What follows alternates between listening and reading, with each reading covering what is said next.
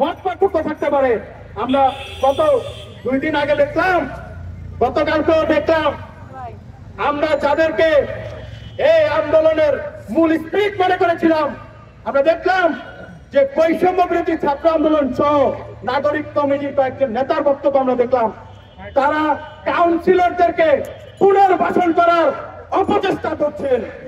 আমি স্পষ্টভাবে বলতে চাই, এই যে বৈষম্য বিরোধী ছাত্র আন্দোলন, যাদেরকে আমরা মনে করে আমরা তাদেরকে সর্বাত্মক সহযোগিতা করছিলাম এবং এখনো আমাদের সর্বাত্মক সহযোগিতার মনোভাব রয়েছে, কিন্তু আমরা দেখতে পাচ্ছি তাদের যে কর্মকাণ্ড তারা যেটা করছেন, তাদের বক্তব্যের মাধ্যমে আমাদের মনে হয় যে তারা স্বৈরাচার এবং তাদের দোষরদেরকে পুনর্বাসন কেন্দ্র করে তোলার চেষ্টা করছে।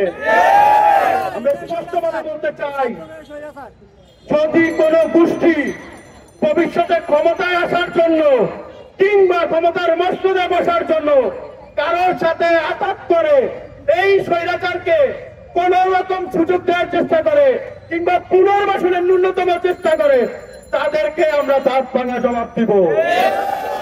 আমরা বলে দিতে চাই, স্বৈরাচার এবং তাদের দোষরদের বিরুদ্ধে ইতিমধ্যে আমরা জিরো টলারেন্স ঘোষণা করছি। সুতরাং তাদের পক্ষে যারা কথা বলবে, বিগত দিনের নির্বাচনে যারা বিজয়ী হয়েছে তাদেরকে যারা মেনে নেওয়ার প্রস্তাব দিবে, তাদেরকে বাংলার সাধারণ ছাত্র জনতা প্রত্যাখ্যান করবে।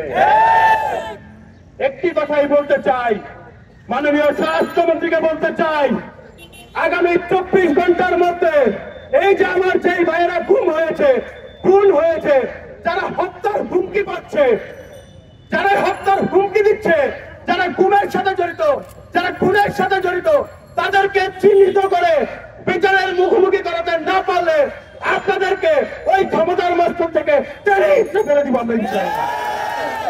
আমরা যদি আগামী 24 ঘন্টার মধ্যে এই স্বরাষ্ট্রমন্ত্রী যদি তাদেরকে চিহ্নিত করতে না পারে, চিহ্নিত করে যদি বিচারের মুখোমুখি করাতে না পারে, তাহলে স্বরাষ্ট্র মন্ত্রণালয় কেরার হুঁশিয়ারি আমরা দিয়ে যাচ্ছি।